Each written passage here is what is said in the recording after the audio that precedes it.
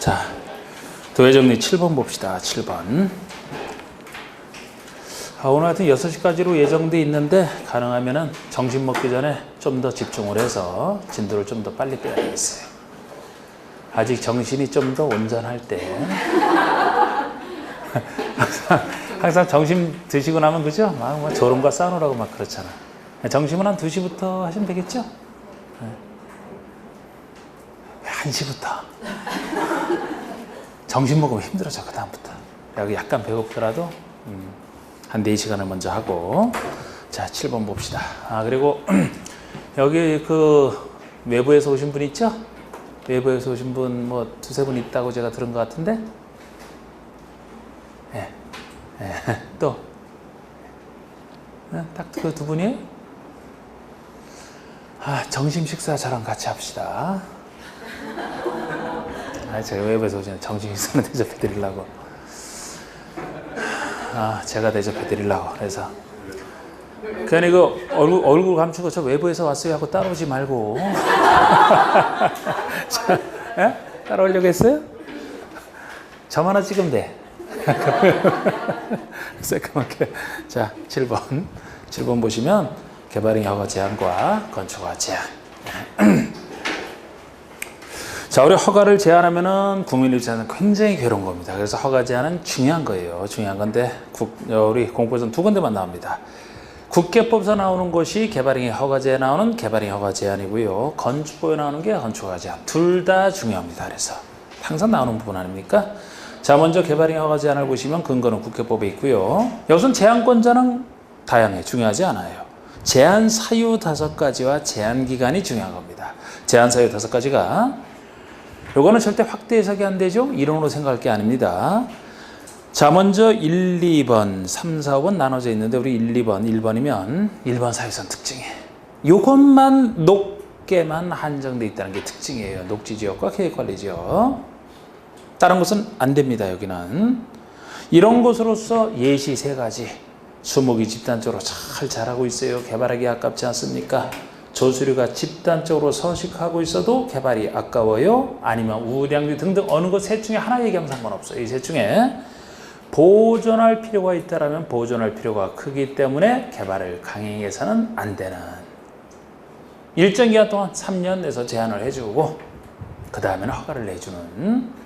근데 이렇게 보존할 필요가 있다면 항상 하는 얘기지만 다른 지역도 충분히 제한이 가능할 것 같은데 2군데서만 하기 때문에 이거 외울 수밖에 없더래요. 녹색탁, 높게 이렇게 했던 거. 녹색탁, 높게 2군데서만. 다른 곳, 예를 들어 다른 곳이 나오면 다 틀립니다.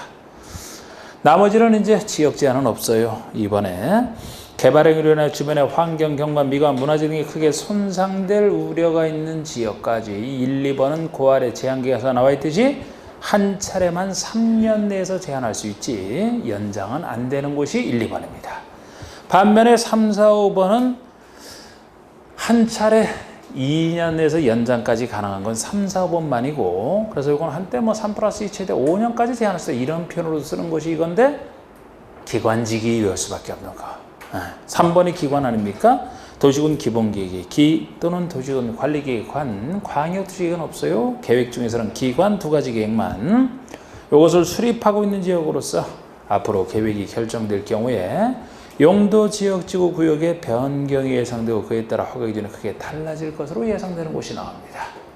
그 다음에 구역자 들어가는 마을 중에서 2가지 구역만 지구 단위 계획표로 지정된 곳과 기반설 부담구역으로 지정되고 다른 곳은 아니에요. 예를 들어 기반설 부담구역에 나와 있지 이거랑 항상 같이 다니는 개발밀도 관리구역으로 지정된 곳 제한 사유 자체가 아닙니다. 제한 사유는 이것만. 기관지기 이것만. 그 제한기간 잘 보시고 3년 내서 제한해야 돼. 3, 4번만 2년 연장까지 해서 3+2 잘 나왔던 것이고 그 옆에 건축허가 제한. 건축법에서 이건 제한권자가 국계법보다는 의미가 있어요. 건축법에서는 건축허가 등을 제한할 때 바로 아래 허가권자 허가를 제한하는 구조로 되어 있기 때문에 제한권자는 국장, 시도사 2사람만 제한권자입니다. 예를 들어 시장, 문수구청장은 제한권자 아니에요. 1번 국장은 제한 사유는 뭐 간단하게 구별이 되죠. 국장은 국토관리상 특히 필요한 경우, 국토관리상 특히 필요한 경우, 국토관리상 필요한 경우는 그걸 시도에서 할 일이 없죠. 국장이죠. 아니면 중부 장관이 요청할 때요. 장관이 요청할 때입니다. 이걸 시도에서 요청하는 거 아니잖아요. 그러니까 국장이 할 수밖에 없고, 이때 바로 허가권자라면은, 건축상 허가권자라면은 특별시장, 광역시장까지 포함해서 다 국장 아래 사람이거든요. 허가권자의 허가든 착공이든 다 제한할 수 있어요. 그런데 그 아래 시도의사가 제한할 때는 지역계획이니까 시도의사가 제한 사유할 수 있는 사유가 되겠습니다. 도시군계획도 지역계획의 한 종류 아닙니까? 둘 다 시도의사가 제한하지, 그걸 국장이 제한한다 그럼 틀리는 겁니다. 그래서 그렇게 구별하시는, 이렇게 필요하다고 인정할 때는 바로 아랫사람인 시장, 구청장의 허가나 착공을 제한할 수 있다, 이렇게 되어 있습니다. 그 아래 다른 사람은 없고 시도의사가 제한했을 때만 바로 윗사람인 국장에게 검증받는 게 있어요. 그래서 보고를 했을 때 우리 국장은 시도지사의 제한 내용이 지나치다고 인정하면, 시도지사의 제한 내용이 지나치다고 인정하면 해제를 명할 수 있다. 그러니까 시도지사가 제안하고 나서 국장에 보고했을 때 국장이 딱 보고 시도의 제한 내용이 지나치다고 판단하더라도 직접 해제할 수 있다 그러면 틀린다 그랬죠, 그죠? 직접 해제는 못해요. 해제를 명할 수 있다는 겁니다. 해제를 명할 수 있다. 네. 자, 그리고 2년 내로 한다. 2년 내로 한다. 이 허가 제한 기간도 많이 나왔단 말이에요. 건축법에서 물었다면 2년 내로 한다 그래야 돼요. 2년 내로 한다. 단 연장할 때는 1회 하나요. 1회 하나에 1년 연장할 수 있을 뿐이고, 1회 하나에 1년 연장할 수 있을 뿐이고, 요거 2년 자체를 몇 번 냈었고 1회 하나 1년 연장한다는 것도 몇 번 틀리긴 했단 말이에요. 그러니까 지금 요게 무소부지만 정확히 보시란 말이고, 이게 건축에서 혹시 왜 2년인지는 생각이 나세요? 왜 2년인지? 건축법에서 2년? 제한기간 2년? 연장은 제가 따로 했었고, 왜 그렇다 그랬어요? 건축법, 주택법에서 나오는 게 숫자가 제일 많은데 건축법, 주택법은 대부분 2년 그랬죠? 네. 그렇잖아. 135 따르기 가지라 그랬죠? 그 중에 하나 아닙니까? 135 아니잖아, 이거는.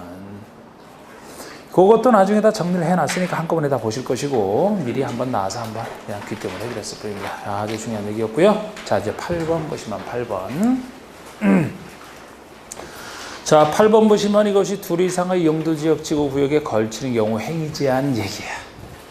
하나의 대지가 걸칠 때, 그 옆에 나와 있죠. 먼저 대지가 걸칠 때 먼저 국계법부터 보시고, 국계법을 통해서 원리를 보시고, 건축법에서 물었다는 그 차이점만 보시면 되는. 자, 기본적으로 대지가 걸쳐 있다. 그곳에 행위 제한을 적용하는 게 원칙입니다. 각각 나눠져 있다 하더라도. 그런데 여기서 예외 인정할 때는 먼저 국회법 내용을 보시면 가장 작은 부분의 규모가 330제곱미터 이하인 부분에 걸쳐 있을 때, 330 이하인 부분에 걸쳐 있을 때죠. 물론 이때도 330에 대한 예외로서 다만 도로변의 띠 모양으로 지정된 상업지역에 걸쳐 있다. 그럴 때는 660 이하 따지는 게 있습니다만, 이런 곳에 걸쳐 있다라는 얘기가 있으면 따로 예외 규정이 적용되는 거예요. 다음 규정에 따라 적용을 한다. 그래서 1, 2번 전체 대지에 대해서 1번 건폐율이나 용적률은 가중평균값을 적용한다는 거예요. 근데 우리 가중평균한 값이 전체에서 그 부분이 차지하는 면적을 고려한 것이 가중평균이라 구체적으로 적용을 해보면 각각의 규정을 적용한다 이렇게 돼 있었죠. 그리고 건폐율 용적률이 아닌 그 밖의 기타 건축제 아니면 전체에 대해서 가장 넓은 면적이 속하는 규정을 전체에 적용하겠다 이렇게 얘기를 합니다. 그런데 여기도 다시 그 밑에 단해서 녹지지역과 그 밖의 지역에 걸쳐 있다. 330 이하인 부분이 있더라도 녹지와 그 밖의 지역에 걸쳐 있다라면 이때도 다시 괄호 속에 규모가 가장 작은 부분이 녹지지역으로서 330 이하인 경우는 여기서 제외니까 이 경우라면 다시 앞으로 간다는 얘기고, 330이 아닌 곳이 녹지지역일 때 녹지와 그렇지 않은 곳은 다시 각각의 규정이 적용된다는 얘기입니다. 지금 여기를 제가 읽어봤는데 이 부분에서 계산 문제가 나왔다 그럴 때는 계산 문제를 쓰는 것은 건폐율과 용적률만 쓴다 그랬죠? 결국 제가 건폐율과 용적률 계산 문제, 예를 들어 건축 면적을 구하라 그러면은 대지 면적에다가 건폐율을 곱해주면 건축 면적이 나오고, 연면적을 구하려면 대지 면적에다가 용적률 최대치를 찾아서 곱해주면 연면적이 나온다 그랬죠? 그래서 그 결론 말씀드릴 때 이게 330 위안분이 없다라면 원래 각각 규정이 적용되는 거야. 각각의 대지별 규정이. 330 위안분이 있더라도 건폐율은 가중 평균값을 적용하기 때문에 역시 각각 적용하는 모습이 돼요. 녹지 지역에 끼어 있더라도 원래 각각이기 때문에 혹시 건폐율과 용적률을 계산한 문제가 국계법에서 나왔다 그러면은 330 이하이든 말든 따질 필요가 없어요. 녹지가 끼어 있다면 따질 필요가 없어요. 2 이상, 3 이상 상관없어요. 건축 면적을 구하라 그러면 각각의 나눠진 그곳의 건축 면적을 각각 구해서 더해주면 다 똑같습니다. 연면적 마찬가지예요. 그죠? 국계법상 그렇다 그랬어요. 단지 건폐율 용적률이 아닌 기타 건축 제한을 물어본다라면 거기서는 이제 330 이하 부분이 있다라면 가장 넓은 지역의 행위자를 찾아서 전체 제공한다는 것이. 녹지가 끼어 있으면 다시 각각이 되는 것이고. 제가 그림 안 그려도 무슨 얘기인지 알죠? 예? 예.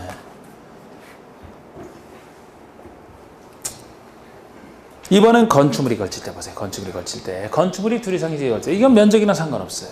원래는 각각인데 2 군데서만 예외 인정한다 그랬잖아요. 고도지구와 방화지구에 걸쳐 있을 때 예를 들어 건축물이 고도지구에 걸쳐 있다면은 그쪽 고도지구에 대한 규정만 적용하게 되면 똑같은 건축물인데 다른 곳은 높이 제한이 안 돼서 들쑥 높이가 들쑥 날쑥 안 된다 그랬잖아. 그래서 고도지구에 걸쳐 있다면은 그 건축물과 대지 전부에 대해서 고도지구 안의 건축 및 대지에 대한 규정을 전체 적용하겠다는 얘기입니다.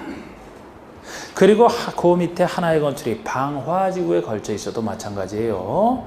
걸쳐 있는 부분만 적용한다면은 다른 부분에 불이 붙어서 옮겨오면 안 된다. 그래서 방화지구에 대한 규정도 건축물 전부에 대해서 방화지구 안의 건축물에 대한 규정을 적용한다는 얘기입니다.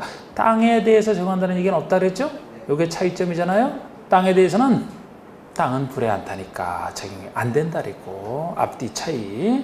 그리고 이때도 만약에 그 경계가 방화벽으로 구획이 돼 있다. 방화벽으로 구획이 돼 있다면 그 밖의 방화벽 밖에 있는 부분에 대해서는 적용할 필요가 없다.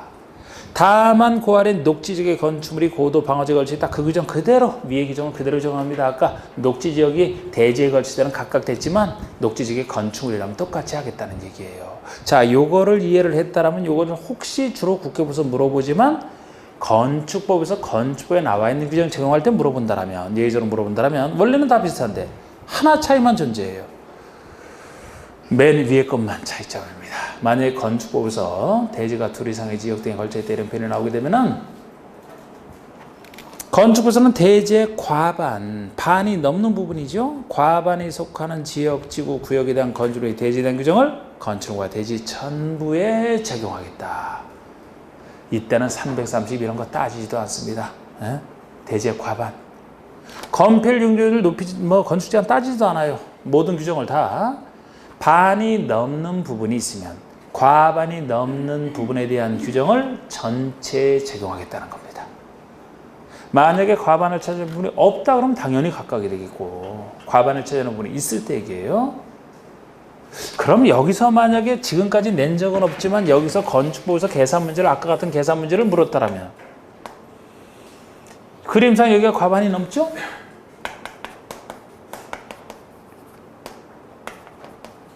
이쪽에 건폐율이 70%가 한도고 이쪽에 건폐율이 60%가 만약에 50% 확실히 차이나게 50%가 한도라고 했을 때 여기가 700제곱미터고 여기가 300제곱미터다. 이거를 국계법에서 물었다라면은 건축면적 구하라고 했을 때 건축면적 구하라고 했을 때 여기에 건축면적 구하고 여기에 건축면적에서 더해주면 끝이잖아요. 국계법이라면 700 곱하기 0.7, 300 곱하기 0.5 더해주면 끝입니다. 근데 이걸 만약에 건축법에서 물었다라면 과반을 차지하는 부분이 이 부분이죠? 그러면은 전체 대지는 1000 아닙니까? 1000에다가 A 지역의 행위자를 전체 적용한다는 얘기예요. 건폐율도. 이렇게 나오는 거예요. 이렇게. 700제곱미터로 확보할 수 있는 거지. 이렇게 차이가 나죠? 우리 건축법에서 건폐율을 별도로 따로 정할 수 있잖아. 그 규정 정할 때 하는 얘기예요. 이거는. 아직까지 이렇게 물어본 적은 없어. 국계법에서 주로 물어봤지. 근데 건축법에서 혹시 물었다면 이렇게 달라지는 얘기가 되는 거예요. 과반을 차지하는 부분을 전체 제공하니까. 이때도 그 아래 녹지 지역과 그 밖의 지역에 걸쳐 있다면 각각의 규정이 적용된다라는 거 똑같은 얘기고요.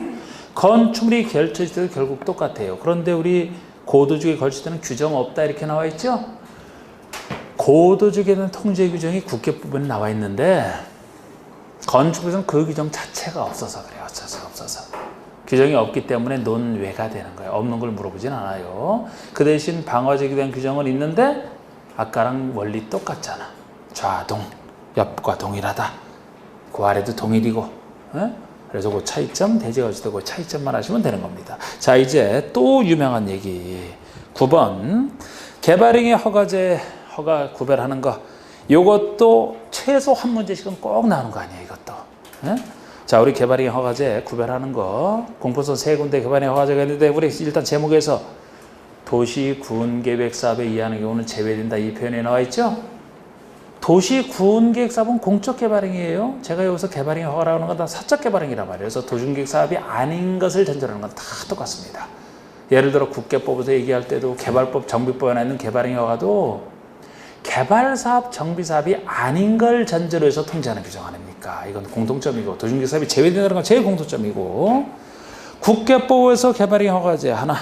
근데 여기는 제가 여기다는 안 적어놨지만 취지는 항상 국계법이 난개발 방지가 취지라고 했죠. 난개발 방지.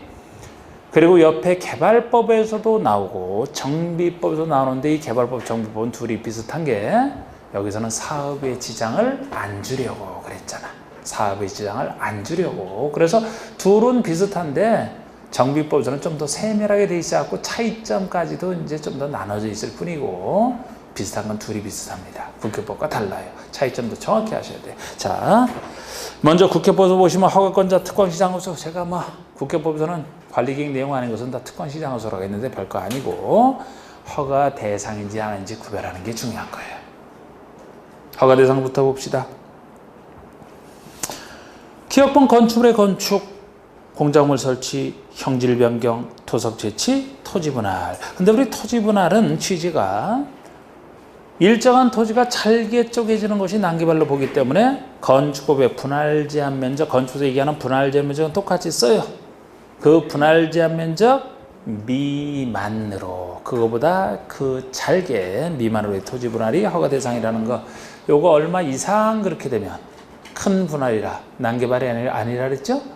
다른 데서는 얼마 이하가 작은 것이지만 여기서는 얼마 미만이 큰 것이고 얼마 이상이면 오히려 가벼운 행위가 돼요. 허가 필요 없어서 얼마 미만. 그리고 아니면 면적이 아닌 너비라면 너비 5m 이하, 최대 너비 5m 이하 좁게 분할되는 거. 등이라고 해서 하나 빼놓은 것은 녹지나 비도시에서는 그 다른 법에는 허가받지 않고 하나 두지 분할은 면적에 상관없이 되는 것도 있잖아요. 크게 중요한 건 아니고 그래서 빼놨고, 비읍번에 물건을 쌓아놓는 애는 항상 야외에 물건을 1월 이상, 울타리 밖에 1월 이상 쌓아놓는 건 녹관자에서만이잖아. 비읍번. 이어서 보세요. 녹관자에서만이잖아. 녹관자. 요거는 주상공은 처음부터 사용하는 경우가 상관없고 녹지, 비도지역 중에서도 농림지역은 영농편의상 일부러 뺐다. 그래서 녹관자만 남아있는. 다른 곳에서 나오면 이거는 허가 대상이 아닌 거 항상 이거 주의하셔야 되죠. 주의하셔야 되고 이것이 허가 대상이었는데 그 아래 허가받지 않아도 되는 대항사까지 한꺼번에 살펴보고 다른 법 봅시다. 다 우리가 이해했던 거예요. 이게 그 아래 허가받지 않아도 되는 사항 중에서는 경작을 위한 형질 변경, 이건 난개발 아닌 걸로 봤잖아요. 물론 전답 사이에 지목 변경을 수반하더라도 그죠? 경작을 위한 것은 허가 대상 아니었습니다. 네음번의 형질 변경을 목적으로 하는 토석의 채취, 원래 토석 채취 자체가 목적이라면 허가 대상이 됩니다만 형질 변경을 목적으로 한다면 목적 행위가 형질 변경이고 여기에 대해서 허가를 받아야 되기 때문에 수단에 불과한 토석 채취는 따로 받을 필요 없다. 이렇게 말씀드렸던 거. 그래서 이걸 갖고 표현할 때, 그 전에 표현할 때 허가 대상을 고르라면서 형질 변경을 목적으로 하지 않는 토석 채취에서 이걸 다 불어냈었단 말이에요. 목적으로 할 때가 허가 대상이 아닌 거지요. 자, 우리 D급번은 건축법상 분할이 금지되는 건축이 있는 대지의 분할. 우리 건축법에서는 기존 건축이 있는 땅이 일정한 분할 지점 미만으로 잘게 쪼개지는 것을 분할 금지한다 그랬죠? 여기서는 허가받아 할 수 있다는 얘기고, 그래서 취지는 똑같은데 그쪽에서 분할 금지되는 건축물이 있는 대지에 일정한 면적 미만으로 분할되는 것은 허가돼서 빠지는 거예요. 그쪽에서 금지가 되기 때문에. 그리고 리을번의 재해복구나 재난수비나 응급조치, 어디서나 응급조치는 허가 대상이 아니다. 근데 국계법에서만큼은 허가 대상은 아니지만 사후에 하고 나서 1월 내에 신고하라는 내용은 붙어 있을 뿐이고, 미음번의 건축상 신고 대상인 개축, 중축, 재축, 건축부에서는 면적 85제곱미터 이하의 85 이하의 개축, 중축, 재축을 신고 대상으로 하고 있는데요. 요거는 도심계획 시설 부지에서 사업 미시행 시에 한정돼 있어요. 그래서 우리 도심계획 시설 부지에서 뭐 2년에 사업 시행 안 될 때, 10년 내 매수 청구 안 될 때 허가받을 수 있는 거 뒤에서 나오는 것 중에 또 있어요. 근데 우리 거기랑 관련해서 그 허가받을 필요 없다. 이거 있고, 영의정하는 경매내에서 내용은 다 생략해버렸습니다. 이 영의정하는 경매내는 평상시 잘 안 나오는데 나오더라도 느낌 잡아보시면 돼요. 예를 들어 농림업용이 뭐 비닐하우스 설치하는 거, 그죠? 농업용 비닐하우스, 좋은 목적으로 하는 토지 분할 이런 거 있잖아. 경매한 것들. 자, 잘 나오는 것만 적어는 안 돼. 우리 추가로 변경 허가가 필요 없는 경매한 병이 있잖아. 허가받은 상을 변경한다? 변경허가를 받아야 됩니다. 근데 경매한 변경이라면 항상 이런 구조잖아, 그죠? 경매한 변경은 경매하기 때문에 허가 대상이 아니다. 허가받은 사업기간을 단축하는 거. 사업기간을 연장한다 그럼 허가를 받아야 돼요. 단축할 때가 경매합니다. 연장할 때는 수많은 사람에게 피해를 주기 때문에. 기간 단축이면 제한 없이 아무리 단축해도 상관없어요. 허가 아닙니다. 그냥 단축하면 됩니다. 그런데 이거랑 구별하셔야 될 게 B번에 허가받은 사업 면적을, 대지 면적이든 건축의 연면적이든 허가받은 면적을 축소할 때는 5% 범위 안에서 이 말이 붙어야만 된다는 거. 그래서 우리 면적이 축소되는 것은 너무 대폭 축소가 되는 것도 그 땅에 맞지 않는 건축물이기 때문에 이것도 작은 일이 아니라 그랬잖아. 큰 일이 되잖아. 5% 범위 안에서 축소할 때입니다. 확대는 당연히 큰일이고 축소도 5% 범위 안에서 축소할 때만. 요거를 A, B번을 잘 바꿔서 냈어요. 그리고 C번은 뻔한 것들이라 법이 바뀌어서 불가피한 변경, 어쩔 수 없는 변경인데 허용 오차를 반하게 한 변경, 가벼운 변경 아닙니까? 건축 경미한 변경, 건축부서 경미하니까 뭐 이렇게 보시면 되는. 자, 이것도 숱하게만 해놨던 허가와 비허가 구별하는 문제였고요. 다시 옆에 개발법 한번 봅시다. 우리 개발법을 보시면 개발법에서는 어디서 허가를 받느냐? 도시개발구역 지정에 관한 주민 등의 의견 청취를 위한 공고가 있는 지역 및 도시개발구역, 주로 도시개발구역에서 구역이 지정된 상태에서 여러 가지 사업에 지장을 주는 것들을 통제하기 위해서. 그런데 구역 지정 직전에 주민의 의견 청취를 한 공고만 있어도 역시 통제는 가능합니다. 이렇게 둘을 묶어놨는데, 주로 도시개발구역 등에서 허가권자는 특공지정건축구역 허가 대상을 이제 밑줄 그은 부분이 국계법과 차이점만 밑줄 그었어요. 더 세요. 국계법에서는 난개발 방지만 목적이지만 개발법에서는 사업에 지장을 주는 것들이 다 들어가기 때문에 국계법에서 허가 대상인 것은 여기서도 다 허가 대상이면서 밑줄 그은 부분이 추가적으로 더 들어가는 걸 얘기합니다. 차이점을 아셔야 돼요. 자, 건축물 건축인데 여기서 가설 건축을 포함한다는 것은 여기만의 특징이고, 건축 외에 대수정과 용도 변경까지 들어가는 것도 여기만의 특징입니다. 만약에 국계법에서 주로 더 많이 물어보지만 국계법에서 물어볼 때 개발이 허가 대상이 아닌 것을 했을 때, 예를 들어 건축물의 용도 변경이다 그러면 그게 답이 돼요. 국계법에서는. 근데 여기서는 허가 대상 되잖아. 이런 차이점을 하시란 말이에요. 자, 우리 국계법에서는 건축의 건축이면 새로 건물을 막 짓는 거, 이런 것들을 단계별로 보거든요. 그런데 가설 건축물이면 안 보는 게, 가설 건축물이면 어차피 최대가 몇 년 내에서만 가설 건축은 전칙이 아니에요? 3년. 그러면 내버려둬도 3년만 지나면 스스로 없어지겠네? 난개발로 안 보는 겁니다. 그런데 여기서는 개발법 등에서는 가설 건축물도 없어지면 상관없지만 있는 상태에서 사업이 된다면 보상을 해줘야 된다 그랬죠?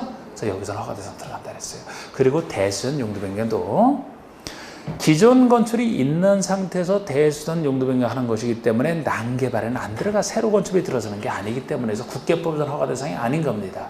그런데 여기서는 요게 대선 용도 변경되는 것만큼 가치 증가가 생기기 때문에 사업비가 증가된다 그랬죠? 그래서 요 차이점이 존재하는 겁니다. 그 다음에 공작물 설치 똑같아요. 형제병역 똑같습니다. 토지역 설치 똑같아요. 토지 분할 밑을 거는 게 옆이랑 당장 비교를 해보시면 옆에서는 일정한 면적, 미만, 너비 5m 여기선 그런 얘기 없잖아요. 그러니까 여기는 면적, 높이에 넓이에 상관없이 토지 분할 자체가 허가 대상이 된다는 거예요. 큰 분할도. 분할이 되면 아무리 크게 분할되더라도 그만큼 소유자 수가 늘어난다 그랬죠? 소유자가 늘어나는 것은 뭐 사업에 지장을 주는 것 정도가 아니고 아예 그냥 투기를 조정하는 것에 들어갑니다. 그래서 토지 분할 자체가 여기서는 허가 대상이 되는 거예요. 함부로 못합니다. 물건 쌓아놓는 행위도 옮기기 쉽지 아니한 물건을 1월 이상, 1월 이상은 똑같아요. 여기는 노건자라고 얘기할 필요는 없잖아. 이미 도시보유국이 전제되어 있기 때문에. 그런 차이는 있지만 1월은 똑같은데요. 옮기기 쉽지 아니한 물건. 국계법에서는 그런 얘기 없어요. 옮기기 쉽든 아니든 오랫동안 쌓아놓는 순간에 자연환경 망치는 거예요. 그러나 여기서는 옮기기 쉬운 물건이라면 허가 대상이 아니다. 옮길 때 돈이 안 들어가기 때문에 옮기기 쉽지 아니한 물건이라 옮길 때 돈이 들어가서 사업에 지장을 준다. 그래서 옮기지 아니한 물건을 전제로 합니다. 그리고 종목의 벌채식재가 따로 들어가는 것 큰 차이점이죠. 이거는 국계법에서는 아예 없는 얘기잖아요. 여기에 있잖아요. 나무를 심고 베는 것은 국계법상 난개발은 아니에요. 그런데 국계법 개발법에서는 나무를 심으면 다 보상을 해줘야 되기 때문에 사업비가 증가된다. 사업에 지장을 주는 걸로 보는 겁니다. 종목의 벌채식재가. 그 아래 허가받지 않아도 되는 행위를 봅시다. 재해복구, 재난수랑 응급처리 똑같아요. 그 아래 농림수산물 생산에 직접 이용되는 간이공작물이 농업용 비닐하우스를 설치하든 탈곡장이나 뭐 고추 건조장 이런 예를 들었던 거. 이거는 농업인들의 생업을 위한 경매한 것이기 때문에 국계법에서도 영위정하는 경매행위성에 들어가는 것들이에요. 똑같은 얘기입니다. 경작을 위한 것 똑같지 않습니까? 형질명을 목적으로 하는 토지 제지는 목적에서 받으면 되니까 여기 따로 받을 필요 없다. 똑같아요. 추가되어 있는 것이 미음, 비읍, 시읍번인데 추가되어 있는 것도 그대로 해석만 하시면 된다고 했습니다. 도시발구역의 개발에 지장을 주지 않고 자연경관을 손상하지 않는 범위 내에서의 토속의 제지다. 아니 개발에 지장을 줄까봐 통제하는 건데 개발에 지장을 안 주면서 자연경관도 손상하지 않는데 왜 이게 문제됩니까? 그 아래 도시발구역에 남교도로 결정된 대지 안에 물건을 쌓아놓는다면 남교도로 결정한 대지라면 시행자가 손댈 땅이 아니라 그랬잖아요. 그러니까 아무리 물건을 많이 쌓아놓더라도 사업에 지장을 주는 것이 아니다. 옮길 필요가 없으니까. 그리고 관상용역의 임시식재. 원래 중목의 벌채식재는 원칙적으로 허가 대상이지만 관상용 중목을 임시이기 때문에 가벼운 것이다.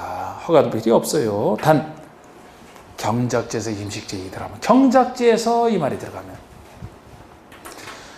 원래 관상용목을 키우는 곳이 경작지의 원래 목적이기 때문에 아무리 임시라도 보장을 해줘야 되기 때문에 이때는 다시 허가 대상이 된다는 거. 이것도 여러 번 냈단 말이에요. 이런 얘기가 정비법에서는 똑같아. 예를 들어 도시개발구역을 정비구역으로 바꿔놨을 뿐이지. 한번 옆에 봅시다. 이제 정비법에서 얘기를 한다면. 그런데 정비법은 사실 둘로 나눠져 있단 말이에요. 보통 도시개발법이 구역과 구역 지정 직전에는 의견 수치랑 공고가 있는 지역이 됐다면 여기랑 같다라는 것은 정비구역에서 같다는 얘기예요. 여기는 정비구역 그 전이랑 후를 나눠놨단 말이에요.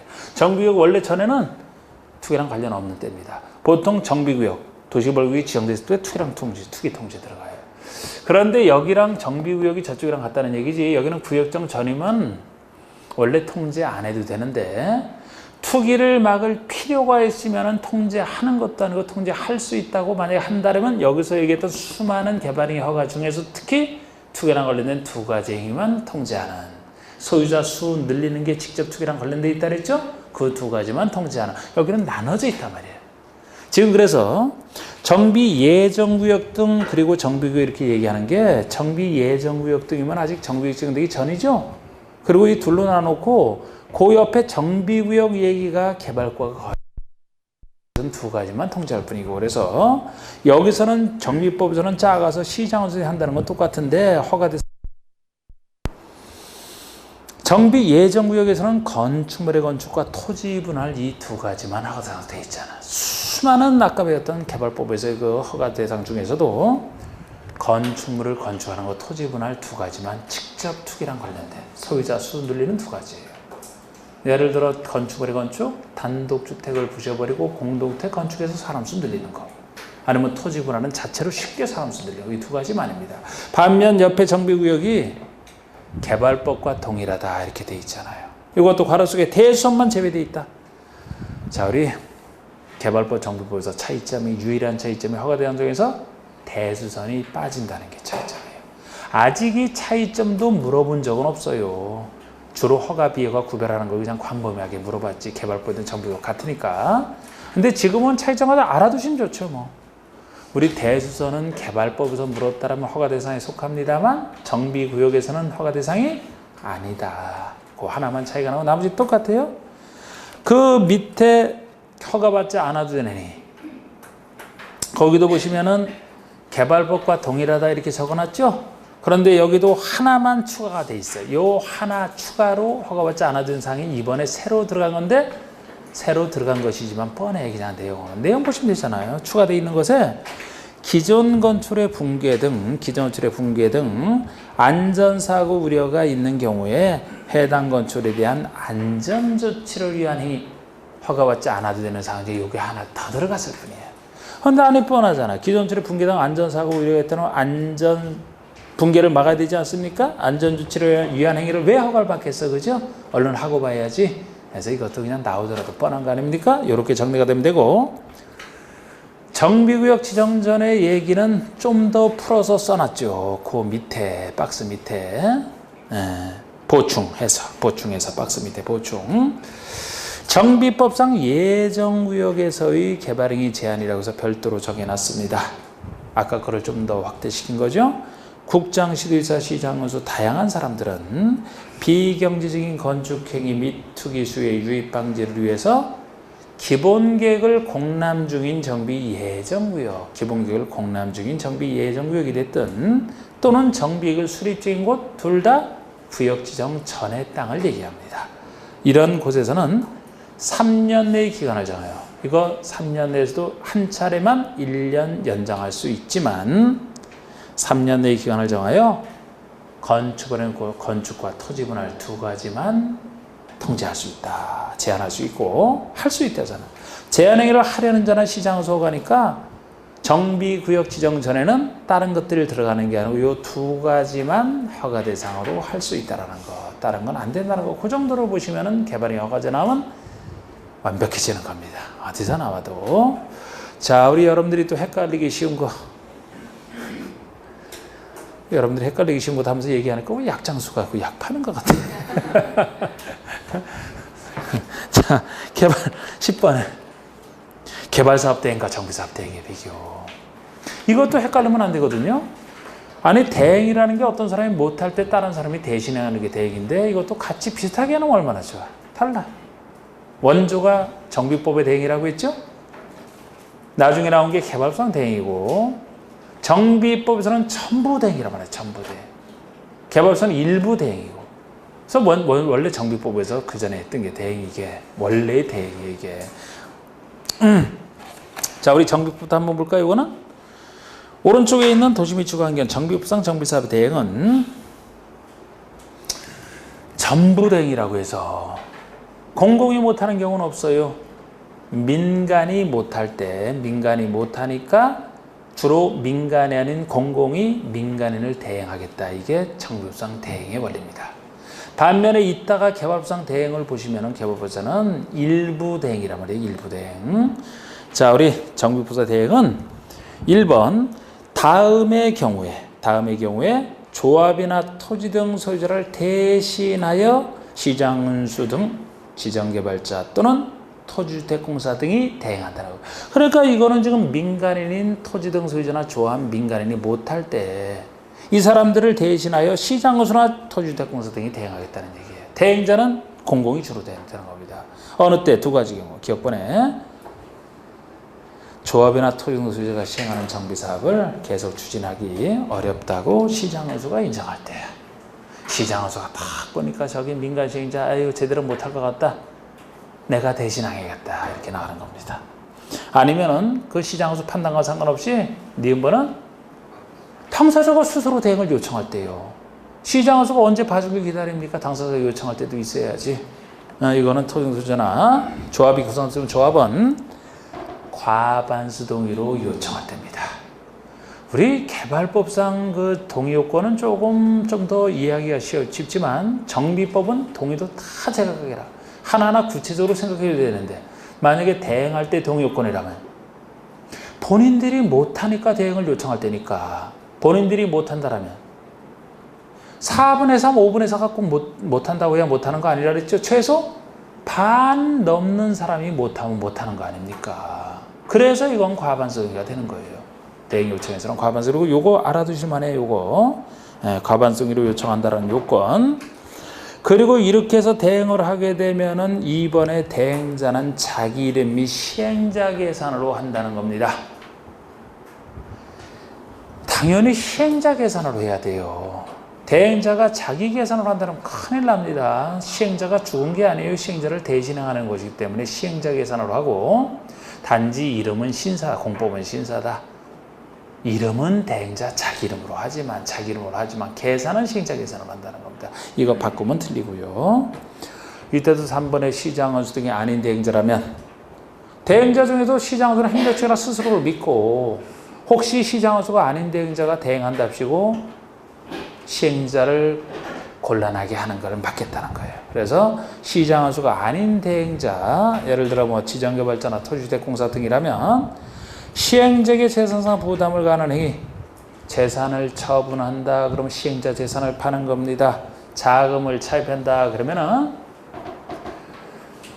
대행자가 자기 이름으로 돈은 빌리지만 계산은 시행자 계산이 되기 때문에 이렇게 시행자에게 재산상 부담을 가하는 행위를 하고자 할 때는 그 전에 시장원수 등의 승인을 얻어야 된다고 하는 거예요. 시장원수가 지켜주겠다. 나에게 승인을 받아라. 이렇게 하는 겁니다. 시행자에게 해가 되는 행위라고 해서 마치 당사자인 시행자의 동의를 얻을 것 같지만 아니라는 거예요. 시행자 재산 팔 때도 시행자 동의를 얻는 게 아니에요. 이미 시행자는 어려워서 대행을 맡겼다. 물에 빠진 사람의 동의는 무의미하다. 시행자 동의가 아니고 시장원수 승인이다. 이렇게 제가 기억하시라고 했던. 그리고 3번의 대행자는 보수비용의 상환에 대한 권리로서 시행자에게 귀속될 대전업체로 압류하는 것이 가능하다. 당연합니다.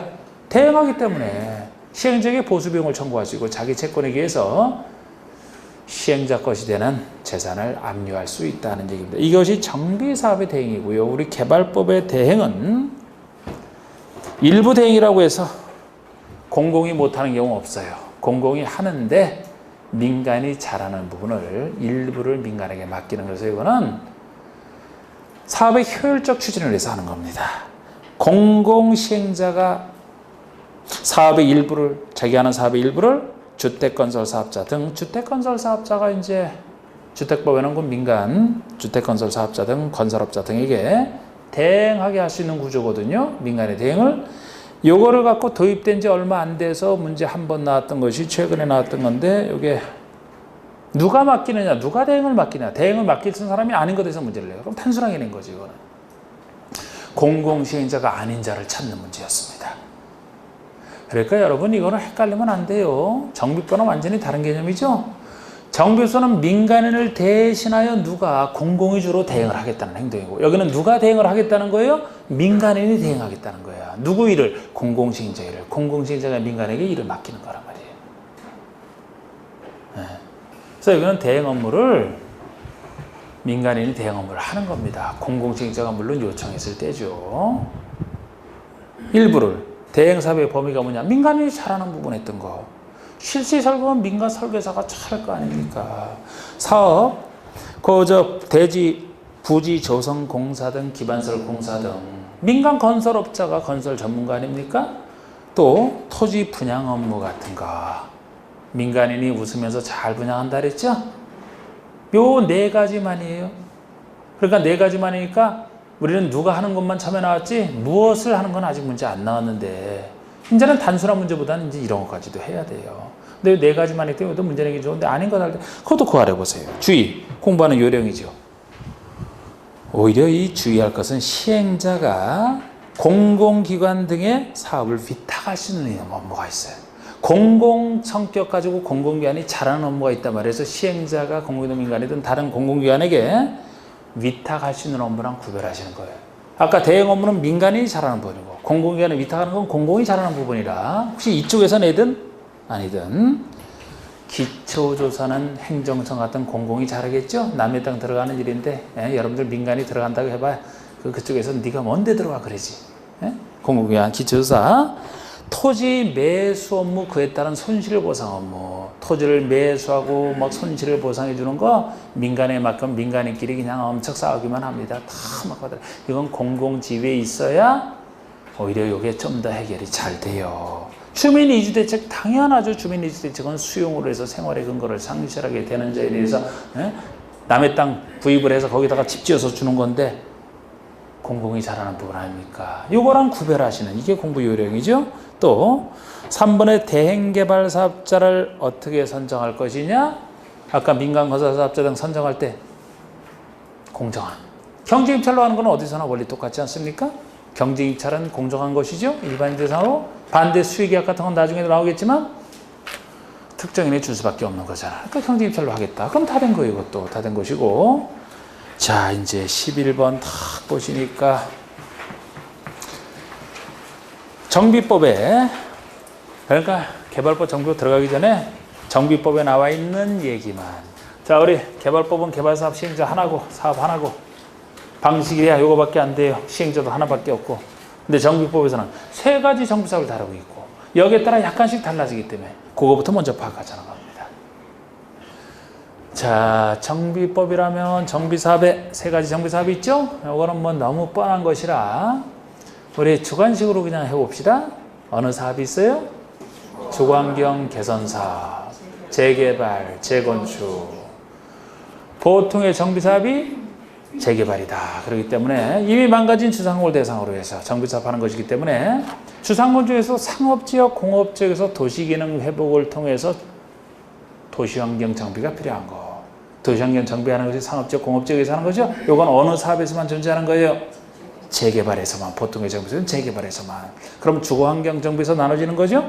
보통이 재개발, 특수한 것이 주거환경 개선사업, 요거에 비해서 작은 것이 재건축. 그러면은 재개발 사업에서는 주거환경 정비라 그러면 노후불량 건축물이 어떠하고 정비기반설이 어떠하고 노후불량설이 어떠한 요거 너무 빨리 얘기했나? 열악밀집 정비기반설이 열악하고 노후불량설이 밀집한 열악밀집이 재개발이잖아. 그러면 주거환경 개선사업엔 두 가지가 있잖아요. 다시 달동네 도시 저속층의 집단하고 하자는 지역 나오면 그곳은 어떤 상태예요? 상태가 극히 열악고 가두밀집 나오는 거 하나, 특수해서 하나. 또 하나는 너무 간단해서 특수한. 둘 다 고쳐주는 게 아니고 정비기반설과 단독이나 타세대가 밀집한 지역에서 정비기반설과 공동이용설을 확충하고 주택 선정되는 얘기는 없는 기반설만 주로 고치는. 그래서 간단한 두 가지를 꼭 생각하셔야 되죠. 재건축이라면은 어떤 곳이에요? 양호밀집이잖아. 양호밀집이잖아. 재개발이 열악밀집, 재건축이면 양호밀집. 그 밀집도 노후불량설에 해당하는 공동주택에 밀집한 곳이라 공동주택의 자체는 낡았지만 둘러싸고 있는 기반설은 양호하다. 그래서 주로 아파트 재건축으로 생각하시는 작은 사업이 재건축 사업이에요. 그게 개념입니다. 그대로 적어놓은 거. 그리고 개발법에서는 토지 소유자 한 사람만 나오지만 정비법은 토지 등 소유자가 나오기 때문에 이 토지 등 소유자 잘 나오는 개념인데 세 가지 사업에 따라 달라지죠. 재건축 따로 주로 얘는 재건축이니까 재건축이 아닌 재개발과 개선 사업이라면 구역 안에 있는 소유자 중에서는 토지 또는 건축물 소유자 또는이죠. 그러니까 토지 소유자만 토지만 가지고 있어도 건축물 소유자 건축물만 가지고 있어도 또는 소유자가 아닌 자 중에서 누구만 지상권자 소유권에 육박하는 지상권자까지 다른 사람 안 돼. 기본입니다. 그런데 재건축은 아파트 재건축이기 때문에 거기 소유형들을 생각하면 지상권자 아예 없어요. 토지만 가진 사람 아예 없어. 건축물만 가진 사람 없어요. 둘 다 가지고 있는 사람이죠. 건축물 및 그 부속 토지 소유자. 건축물 및 그 부속토지 소유자 정확히 알고 계셔야 돼. 이거는 아주 지금에도 잘 나올 뿐만 아니고 기본이죠. 자, 이건 그대로 말씀드렸고, 자, 그 밑에 이제 세 가지 사업별로 시행 방법과 시행자 나오는 것이 있습니다. 여러분 시행 방법을 한번 생각해 봅시다. 이것도 기초라. 자, 여기 보세요. 한번 생각해 봐야지. 이참에서 뭐 보기만 하면 재미없잖아. 생각하는 재미. 응? 자, 여기 보세요. 재개발사는 간단하게 이 세 가지 방식만 있지 않습니까? 근데 정비법에서는 제가 이렇게 써놨지만 전체 5가지 방법이 존재해요. 5가지 방법이 존재합니다. 관리처분, 인가받은 관리처분에 따라 권리 이전하는, 관리처분에 따라 권리 이전하는 게 써놨지만 이게 보통의 방법이라는 거죠. 관리처분에 따라 주는 방법 하나, 이것이 건축을 주는 방법이죠. 이것이 환지계에 따라 환지 처분하는 방법과 같은 거예요. 관리처분에 따라 권리 이전하는 방법. 아, 이쪽에서는 이거랑 비교해본다 했지 같은 게 아니고, 요거는 건물에 따라 주는 것이, 건물 주는 것이고, 또 하나가 뭐가 있어요. 이게 건물 줄 때 이거를 쓴다라면 환지, 땅 줄 때는 환지, 둘이 비슷한 거. 건물 줄 때는 관리처분에 따라 권리 이전하는, 땅 줄 때는 환지 계획처럼 이걸 준용해서 쓰는 거지. 환지로 땅 주는 방법이 있어요. 그 2가지가 있고, 또 특수한 것들이 있죠? 특수한 것들? 이 평범한 게 지금 2가지잖아. 건물 줄 때 관리처분 계획, 땅 줄 때 환지, 그 다음에 특수한 것들. 반쪽짜리. 수용. 이게 특수한 거 2가지잖아. 너무 제일 간단한 게 반쪽. 반대로 제일 무서운 게 수용. 이렇게 했던 거. 반쪽짜리라면은 시행자가 정비 기반설 공동유서로만 손대주고 주택은 직접 손대지 않고 소유자에게 맡기는. 그래서 시행자가 하는 건 기반설만 손대주니까 아주 간단한 거 아닙니까? 너무 간단해서 뭐 거기 있는 사람들 그냥 가만히 있다가 기반설이 고쳐지는 것만 보면 돼요.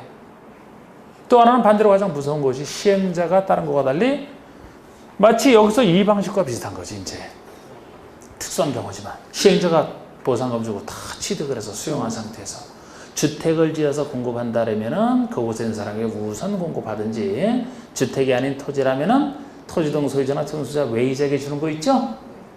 하여튼 수용해서 주는 게 왜 무서우냐. 시행자가 취득해서 주는데 주더라도 거기 있는 사람들은 돈이 없어서 못 받는다 그랬잖아. 그래서 떠날 수밖에 없다. 시행자는 차익을 다 시행자가 먹습니다. 이게 수용 방식이에요. 그리고 지금 4가지가 나왔는데 다시 건물 줄 때는 관리처분에 따라, 땅 줄 때는 환지, 그리고 가장 간단한 반쪽짜리, 가장 무서운 수용 방식, 그리고 이 4가지 중에 2 이상을 섞어 쓰는 혼용 방식. 이 5가지밖에 없단 말이에요. 자, 이걸 정리해 봅시다. 재개발에서는 어느 방법만 존재해요. 재개발 사업을 한다면 5가지 중에서 관리처분 계획, 환지. 왜? 재개발이 항상 보통이라니까. 그러니까 보통의 방법 둘을 항상 비슷해서 서로 비교해보는. 건물 줄 때 쓰는 관리처분에 따라 주는 거 하나, 건물이 아닌 땅 줄 때 쓰는 환지. 이 2가지 방식만 존재하는 거예요. 재개발에서는. 반쪽짜리 이런 거 나오면 다 틀려. 그렇게 구별하는 문제. 반면에 개선사업이면 어떻습니까? 5가지 다 인정한다. 왜 다 인정한다 그랬어요? 달동네라면 제일 정비사업이 열악한 곳, 급한 곳이라 무조건 밀어주겠다는 거예요. 해야 될 게 제일 많아서 관리처분에 따라 주든 환지를 주든 여의치 않으면 반쪽으로 하든 시행자가 강력하게 수용으로 밀어붙이든 둘을 섞어 쓰는 게 필요하면 섞어 쓰든 제일 고칠 게 많아서. 그리고 또 하나인 주관계에서는 원래 반쪽짜리는 반쪽 방법으로 하니까 결국 이게 다 통틀으면 개선사업에서는 5가지가 다 인정될 수밖에 없어요. 만약에 여기서 이걸 가지고서 환지로 하는 방법이 주관계에서 허용이 안 된다. 그럼 틀리는 거지. 이제 그런 식으로 되는 거지. 5가지 다 허용되죠? 그러면 이제 재건축은 어느 방법만 인정이 된다 그랬어요? 관리처분계. 아파트 재건축하는 거, 새 아파트 받으려고 들어가지 땅 받으려고 들어간 사람 누가 있습니까? 그래서 우리가 생각해 보시면 관리처분에 따라 주는 거 하나밖에 없는데, 특히 재건축에서는 다른 얘기 나오면 틀리고 관리처분에 따라 주는 것이 하나만 있다는 걸 아셔야 되는데, 여기서는 아파트 재건축이니까 주택가 부대복리서를 관리처분에 따라 주는 건 당연한데, 특이하게도 오피스텔은 주택 하는데 오피스텔 가지고 지어줄 수 있는 것은 재건축에서만 인정하는 예외 중에 하나죠. 우리 오피스텔은 관리처분에 따라 줄 때 어느 지역에서 재건축할 때만 줄 수 있다라고 했습니까? 준주거나 상업지역. 제일 비싼 상업지역과 그곳에 그 다음 비싼 준주거. 토지를 높이는 곳으로 여러 군데 나오는 거 있잖아. 준주거나 상업지역에서만 오피스텔 수요가 많기 때문에. 다른 데서는 오히려 수요 없고. 그리고 아무리 오피스텔을 준주거나 상업지역에 준다 하더라도 어디까지나 재건축사업은 주택 주는 것이 주가 돼야 되지. 오피스텔이 주가 돼서는 안 되죠. 그래서 오피스텔은 작아야 되죠. 30% 이하. 오피스텔이 차지하는 연면적이 30% 이하. 그거 구별하는 게 그대로 나와 있고 지금 시행 방법에서 주관경에서 사업 5가지, 재개발에서 2가지, 재건축에서 1가지, 그리고 그 밑에 재건축에서 오피스텔 건설 요건까지 말씀드린 거예요. 시행자는 지금 못하고 10분 쉰 다음에 시행자를 다시 정리를 하겠습니다.